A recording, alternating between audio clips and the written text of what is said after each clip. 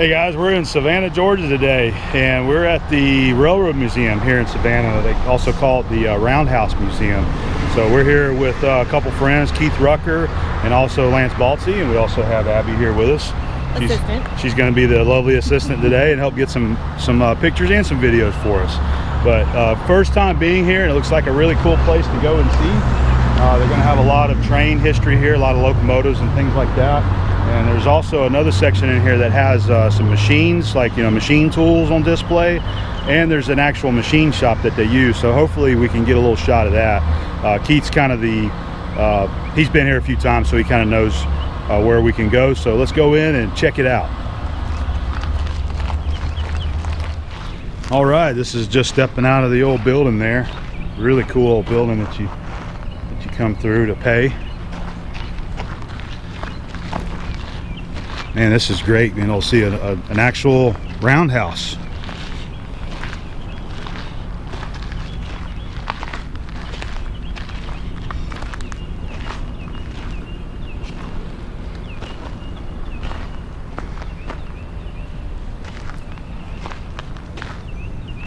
There's Keith and Lance back there. Let's check out this old steam locomotive.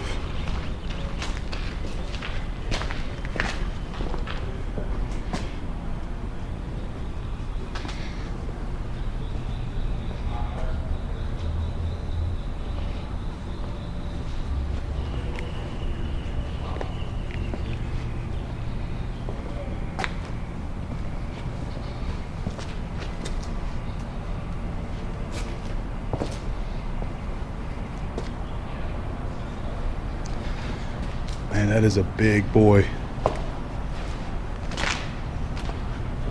Hey, there's Keith and Lance. Hey guys. They got ahead of me here. Pretty cool though, huh? It's a rare day when we can get ahead of A-bomb. Always trying to get ahead of me at the swap meets too, huh? Yeah. That's key. You have to do that. Yeah. You gotta get them Eagle oilers and tab wrenches before A-bomb gets out there. We don't stand a chance if we don't get a head start. Well, luckily here we just got lots of cool stuff to see today. It's pretty neat. Look how they did the vents. Yeah, so they pull the locomotives up underneath these vents, and of course the smokestack would be right there, so the smoke could just go right up. Wow, that's cool. They would bring them in here usually at night. They'd put them in the roundhouse, and I was telling Lance a minute ago, they would keep the locomotives on, you know, with the low pressure steam on them all night long. They'd keep the boilers hot. Oh, okay.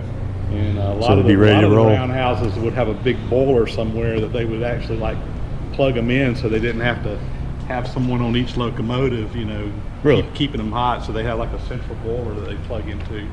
I don't know if they had that here or not. Do you know how old this building is, this location is? I don't remember the history on this, but this was the Central Georgia Railroad, and this was kind of the end of their line. So this was one of the places where they would, you know, have the trains. And of course the roundhouse, the turntable, they could turn the locomotives around. Yeah. So when they got to the end of the line, you know, the modern locomotives will run in either direction, so it doesn't matter. But these, of course, you had to turn them around when you got to the end of the line. Yeah. All right, cool. Well, there's a lot of good stuff to see. We'll go check it out. Check out the nerd floor. says the repair shops began in 1851 and were completed in 1855. Okay. That's the shops over here. Okay, on the other side. Okay. Yeah, check out this is the ingrained flooring right here, right? So this is like the ingrained wood, so it's blocks of wood turned up on there. Yeah. And I think that this part over here is original. I remember coming in here one time and seeing a tour. Now you can see this stuff was replaced, and there's a total difference. This was probably part pine, and the grain's just like super close together. Over here where the weather came in, it's rotted out, but this is stuff they replaced it with, and this is our modern lumber, and you can see it's not holding up real well. But what I want to know is, with the original floor, are those longer timbers that go down in the ground, or are they all? I think they're fairly short. Okay, I was thinking that shop floors, when they did it like that, were long timbers that they sunk down, stood up. No, I think they're fairly short. That's pretty cool, though. They just had like a sand base up underneath them. Yeah. Okay. The one that was knocked out down there is about 4 to 5 inches. Yeah. Okay. That's neat. Notice the awesome big windows along the side, all the natural light coming in. I'd love to be able to have a shop like that. Are you making a hit? It wasn't a small one. It's a dream to have it like that, but then whenever we talk about putting up a big metal building, you don't really see a lot of people putting in big windows on a metal building. But I mean, I'm hoping we can try to figure out some kind of idea to get natural light in. I've even seen people at some buildings, they put up on the top side, they have like skylighting along the side of the building, and they said that helps a lot too. It's never going to look as good as something like this, though. You're never going to be able to replicate Maybe that. we'll get lucky and we'll find you an old one. That would be ideal if you can afford it. They're all turned into like beer pubs and boutique stores now, all the old buildings.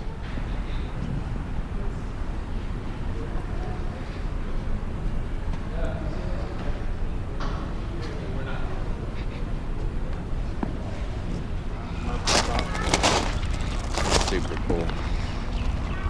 Yeah, we got to see this one operate over there at the Tennessee Valley Railroad Museum. Got a good video of that. When I was out here in December, I got a little short clip I posted on Instagram. They had the steam locomotive up on it, and they were turning it around. Yeah. They were doing rides out here that day. That is nice through there. That's very pretty. Yeah, the shops and stuff are all back here. That way? Yeah. Okay. Oh, sorry, man. I'm not a damn teenager, Adam. I'm looking at my phone. Look at that little steam engine back there. Yeah. Oh, there's some of the machine shop. Yep, that's right where there. that's where they do their restoration work back in here. Okay. We can look at it from the side of there. Yeah, we'll work our way back there. Let's see the rest of this stuff here. Yep, you can see some more back there. Looks like some, I see a vertical slider, I believe. Yeah, we'll go back there and look at it in just a minute.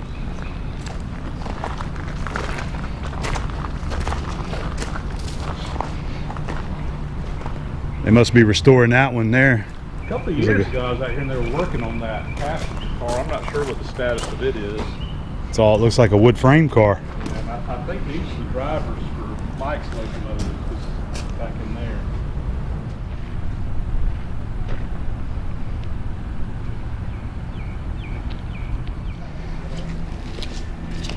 This reminds me of the old forts that we've gone to. Sort of has the same kind of look to it. I love the frame.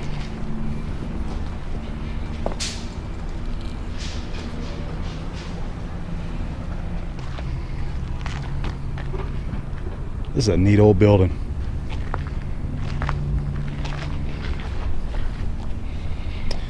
There we go. Here's the machine shop. That was a VTL I was looking at. I called it a slider earlier.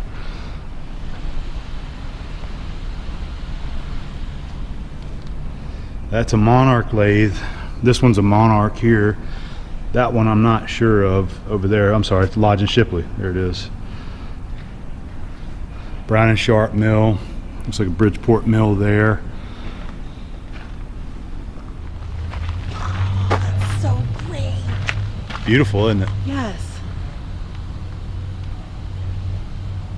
That's really cool. Is there a tag on it, I guess, or a... That looks like cast iron work. Yeah. I don't know if it's steel or cast, but yeah, you can see a D&W Rose, Savannah, Georgia is what it says on it there. We'll see if we can get a picture of it. Here's another shot of the machine shop and the fab shop. Looks like a Colombian bench vise there. That's one of the pipe vices. This is a boiler that Keith said they've been reworking. That's a boiler they had built for my buddy's locomotive. So that's a brand new welded boiler. Oh, okay. Yeah, This is a new one. This is the old one over here that was condemned, and that's the brand new one that they built. Oh, okay. Oh, nice. See when they did all the hydro and stuff on it when they were evaluating it, but it didn't pass. Okay, yeah. Which is why they built a new one. But look in the hole here, and you can see, they got the inner shell of the boiler and the outer shell of the boiler. This is the firebox, so the fire was in here. These are called stay bolts.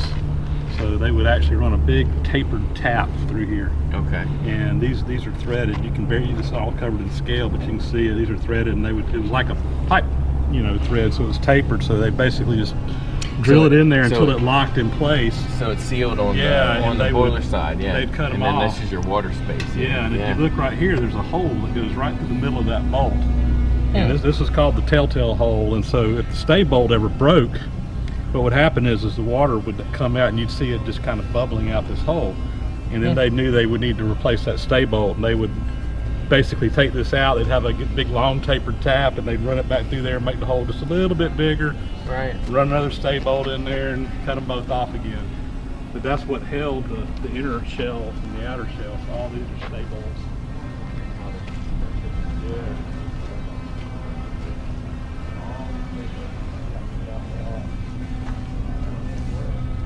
Oh, they were all out of Yeah, you can see that's the Yeah. that was the front of the tube sheet where those holes are there. This is the smoke box, so the smoke would just kind of come in here. But from that sheet back to the other one with all the holes in it, that was all filled with water. And where every one of those holes was, there was a tube that came through here. Oh yeah, because you can see the outer edge of the firebox back in there. Yeah. So that and all makes those sense. all those tubes and all the smoke and the gas and everything, the heat would come in there, and it's all about surface area coming in contact with water. Yeah, So that's what would heat the boiler up. that's super Because you cool. just had a tremendous amount of surface area of heating surface through those tubes. Abby spotted something cool. She says, I got to get over here and check this out.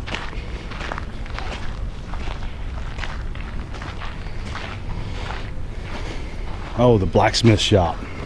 Yep. This looks like an event center they have in here too. There's the line powered machine shop back there.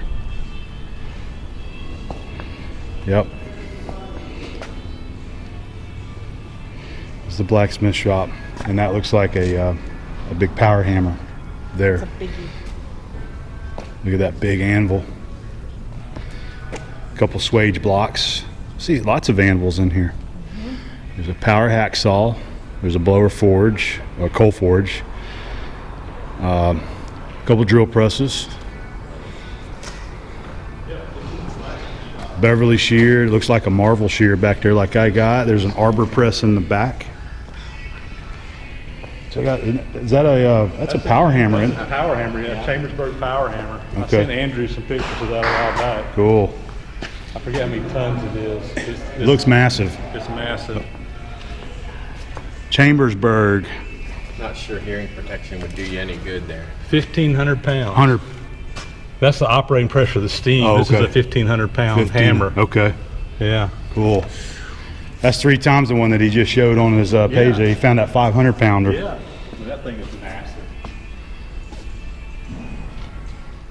See their table? Post drill press. Oh, Beverly shear back there. yeah. Yeah. Halfway down. That looks like a planer table. It is. That's their planer table they're using for bench top in there.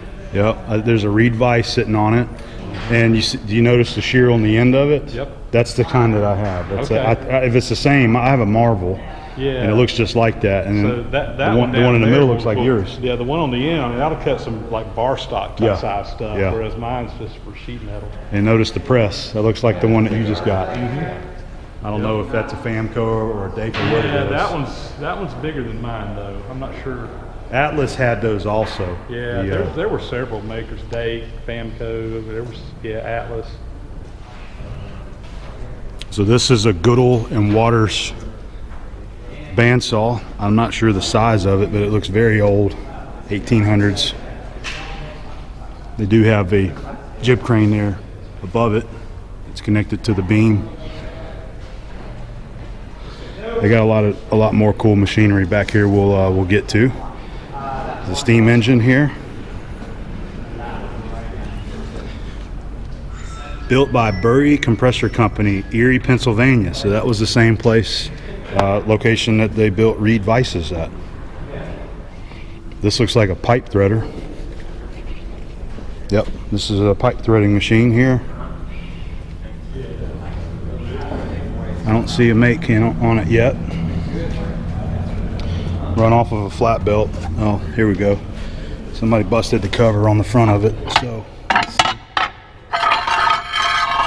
Acme Machinery Company, Cleveland, Ohio. This is an old Barnes lathe.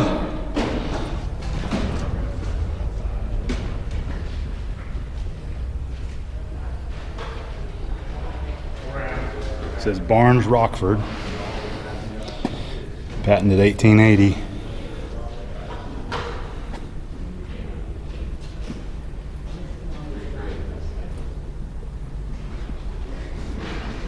Look at the ways on it. Just flat ways.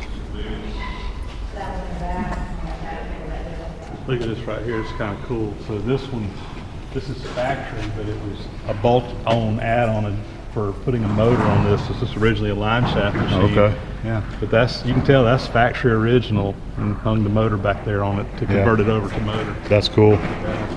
So this is their little demo for the line-powered setup. Looks like they have it operational there, running off an electric motor. Got some bolt cutters to turn on. They got it locked out right now. Those look like wood patterns. What's your feet right here? Okay. 8C bar, Worcester, Massachusetts. Even though everybody says I say it. Is it Worcester? Worcester. I'll even get corrected off that because everybody says it differently. Wow, look at that bandsaw. That was a little combination machine. You look at it, it's got Yeah. a table saw and a bandsaw, and it's like a lathe set up on it. So, That is cool. Turn of the century shopsmith there. yeah. It's neat. Some of the old books show machine tools, you know, multiple machines. They had like a lathe, a mill, and a shaper all built into one machine. And it's like, what happened to them all? You don't see them anymore, man. Those things must have just been melted down. Let your viewers know that we need one of those, Adam, right there. The planer? Lance is Yeah. looking for a planer about this size. Yes, yeah. So anybody that has one of these, please feel free to contact me. He'll All right. trade stones for him. Listen, He'll work it off. I'll make a deal. I will make a good deal. That's what I'm looking for. That's what we want. We want a planer about this size here, you think? We're calling out to A-Boom subscribers. What make is this one here? That's a, See, piece. okay, and that's also the Worcester. Worcester? Worcester match. Is it Worcester or Worcester? Worcester. Because somebody said it's kind of like saying rooster with an R, but with a W. Yeah. Well, I think up north some of them will call it Worcester. That's, Worcester, because they like to put R's and everything up in Okay. Massachusetts. So I say like Worcestershire, like Worcestershire. Worcester sauce. sauce, yeah. That's how I probably would My have said my it. administrator, she's But from. I'm from Georgia. We don't say anything right. That's how it is down in the south. Yeah, my Yeah. administrator, who's from Lynn, which is very close to this, would say Worcester. Okay. Yeah. But Worcester is what how a lot of people say. Even whenever I say Athol, I get corrected in every video. It's not Athol, it's Athol. Thol with an A-L-L on the end. Yeah. Athol. Oh, Lord. No, it's Athol. Athol. When they Tomato. That's right. When they come to South Georgia, they say all our town names wrong too because we don't say them like everybody else. They say We're- Tifton. Yeah, Tifton, Cordell.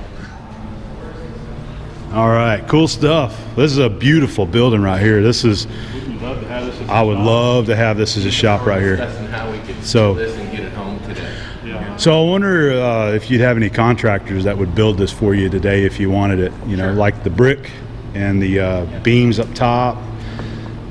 It'd be hard to find one that could do it like this exactly, but I'm sure you could find someone. There's guys out there that do this kind of work. Something like it. You know, it could be modern technology, but Probably not. but gonna looking find like that- this. Probably not going to find that contractor in Tifton, Georgia. Though. Probably not. And it's probably going to cost you about $2 million to have one put Probably up. so, yeah. Notice the floors too. They're like concrete slabs. Do you know what this building was originally used for? It looks like blacksmithing down here. Was this Yeah, well, was this the original? I think this was part of their original shops, what they called Okay. their shops or maintenance shops. But you Okay. know, they did all kinds of heavy forging on these locomotives, so Okay. they probably had machine tools in here and everything. Yeah. Well, there's some more machines over here we haven't seen yet. Let's see what we got here. It's a milling machine. Yeah, sure. Look, there's a milling cutter there. But it looks like your workpiece is held on the arbor and then the cutter's here. Yes, it's A little bit backwards from what a normal mill is. yeah. That's. I'm wondering if this is like a dividing plate on the end or something, like gear cutting. It's a worm gear. I bet that's what it is. I bet this is a big, like, I bet there's a dividing mechanism in here somewhere. I bet this was made specifically for gear cutting. Okay. Pretty cool. That's got to be what it is. Here's a make over on this side. Let's see if we can get in here. Brainerd Milling Machine Company. Okay. And then I'm trying to get in here so I can read this. So it's Boston and Hyde Park, Massachusetts, USA. 36-inch automatic gear cutter. There you go. There you go. There, right there. Very cool. That's a neat machine. Even the hinges on the hinges that hold the door. I don't know what this design is. Abby can tell me what it is, I'm sure. So It's really neat. It's ornate. I think that what this did is it would automatically, when it would cut a tooth, it would automatically go back and it would automatically index the gear, so you didn't have to sit here and manually do it. Okay. You could just put a blank in there and it would just make the same thing. Mass producing gears. That's pretty dang cool. It is really neat. There's a tag over on this side too that I was showing them. It says Bertolet Machine Tool Company Inc. Machine Tools, New Jersey. I'm sorry, Jersey City, New Jersey. I'll have to get Abby in there and get some pictures of it. Just want to try to give you guys a little bit more look at this gear cutting mill. It's really neat. I have never seen a machine like this before.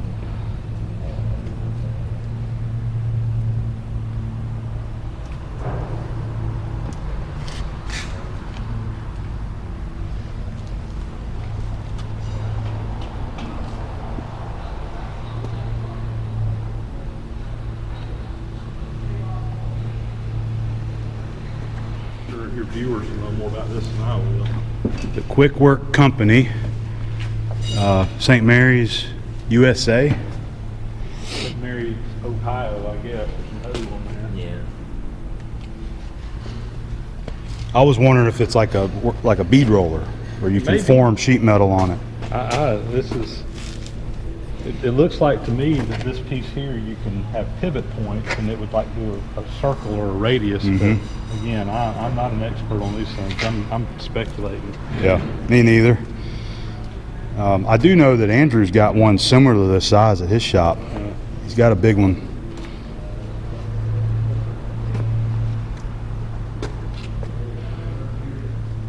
Quick Work Shear number 10.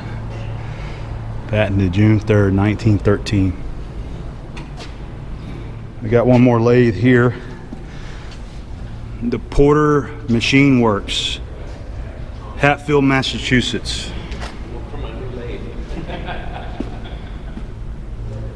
That's cool. Look at that old tag. It's a cool tag, Tom. I like the way they did that.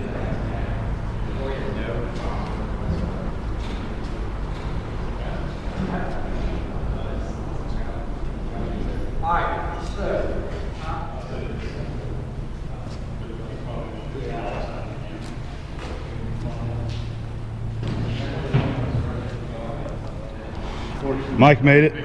Backyard machine shop. I'm with Terry, and he works here for the museum, and he came to meet us and give us a little bit of a backstage look at the machinery and be able to walk in here. We're back in the blacksmith shop, and then he's going to walk with us over there to where the machine shop is so that we can get a little bit closer shot of what's in here, man. So appreciate you meeting up with us and Likewise. letting us in. All right. Enjoy your visit. All right. So Terry, let's see this power hacksaw. It's an Excelsior. So Excelsior also made printing presses. Let's see, Jimmy DeResta used some of those. There's just endless amounts of work here. So, we only get so much, unless we have a fabric vendor that can give us a lump sum of money, which doesn't happen very often. We only have a very limited. It says Royal. Anybody that wants to come in, that's a bigger van. It is a Famco? Yeah, it's a big one. That's nice. Okay. If I can get that in my truck. More difficult because we have to get permission from a curator, and then we would have to. Imagine back once. No, you're fine, man. Lance done discovered it's a Famco. Yeah, so this is the size bigger than mine. So mine's a 12-ton. Okay. And this one's a 15-ton. Okay. So this is a 6C. I've got a 5C. That's what I'm working on restoring right now. So this is the big brother to it. This thing's sweet. Yeah, very sweet.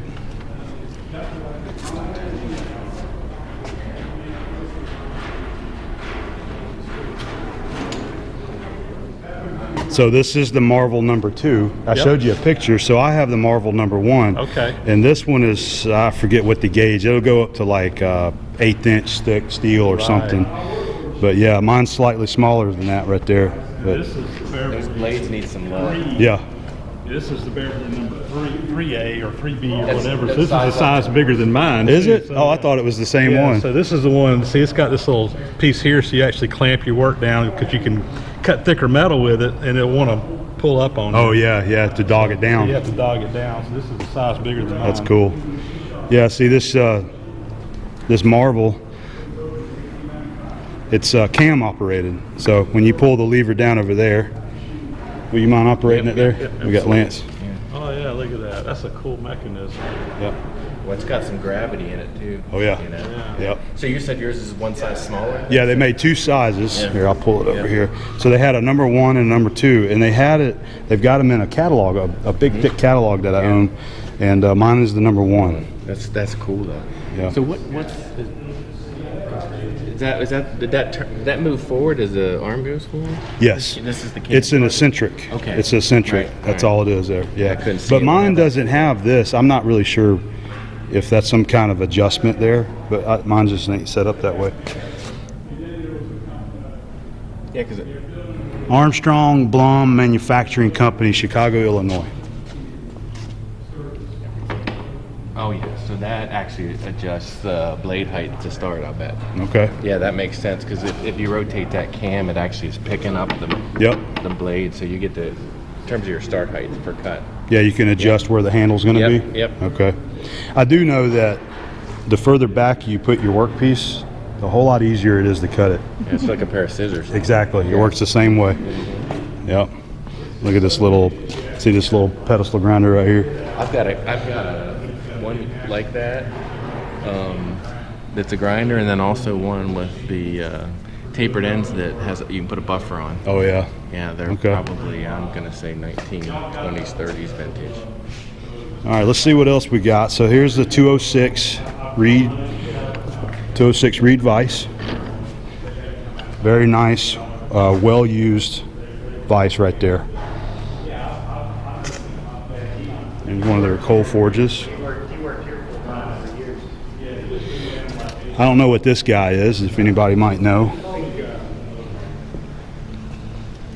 There's the big anvil. He said he's got one like that, it's a Fisher. That's cool. It says 1942 on it. Steak anvil.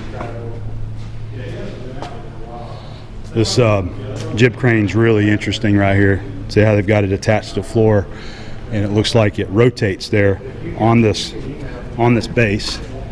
Okay. And then they've got a bearing plate up there at the top that it's attached to also. It is really neat.